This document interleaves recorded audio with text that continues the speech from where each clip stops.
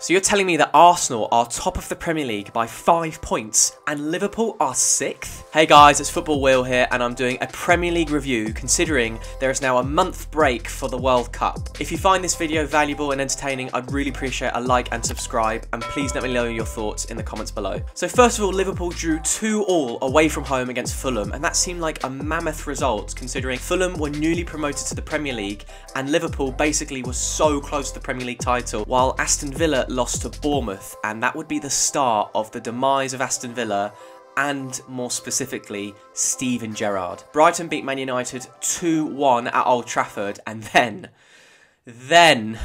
Brentford got that result against Man United, 4-0. Then Spurs got a last-minute equaliser against Chelsea away from home, and Liverpool dropped more points, this time at home against Crystal Palace, as Darwin Núñez got sent off. Leeds beat Chelsea 3-0 at Ellen Road, and that really started the demise of Chelsea and specifically Thomas Tuchel. And Newcastle drew 3-3 at St James's Park against Man City in a really entertaining game. Liverpool won 9-0 against Bournemouth, and that meant Scott Parker was sacked. Haaland got his first hat-trick, and then he got his second hat-trick against Nottingham Forest, and this was all just in August. In September, Tony kept scoring as he got a hat-trick against Leeds, and Arsenal finally lost a match after losing 3-1 at Old Trafford. Then the Queen died, so there was no football for a whole weekend. But then when it came back, Fulham kept winning, and Spurs won 6-2. And Chelsea eventually sacked Thomas Tuchel, replacing him with Graham Potter, who went through somewhat of a transformation.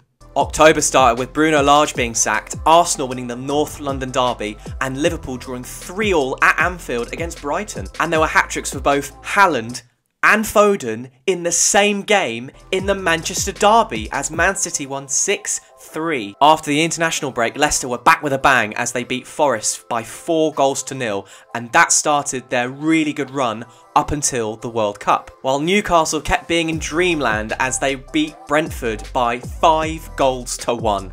Liverpool lost 3-2 against Arsenal, but then in the following weekend beat Man City 1-0. Then the following week they go and lose 1-0 at the City Ground against Forest. So crazy results for Liverpool this season so far. And then eventually Steven Gerrard was sacked. Then Leeds went on this run. They lost 3-2 against Fulham. Then they beat Liverpool at Anfield. And then after being 3-1 down in the second half at home against Bournemouth, they turn it around and win 4-3. And then in the following weekend, they take the lead 3 times away from home against Spurs, but then still lose the game 4-3.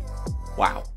Just crazy. And that takes us through to November, where Saints lose 4-1 at home against Newcastle, which ultimately sees the end of Ralph. Liverpool then beat Spurs, and Brentford beat Man City at the Etihad Stadium. So that has taken us to the end of the Premier League, where it's paused for the World Cup. And if you didn't think that was enough, Ronaldo then did an interview with Piers Morgan that went completely viral. For me personally, I'm delighted that there's a team like Arsenal challenging Man City, because it means that it's less likely going to be a one-horse race to the title, and that's always more exciting. Also great to see all 3 newly promoted teams do relatively well at this level, especially Bournemouth, considering they sacked Scott Parker so early in the season, and yet they're still holding their own and getting good results. Let me know in the comments below what kind of content you'd like me to produce, because even though I am Football Will, I love to talk about other sports, and I try to emphasise that I am definitely not a sports expert. I'm more of a sports enthusiast. I like discussing about these sports. Thank you for watching to the end. I really appreciate it. Thank you very much.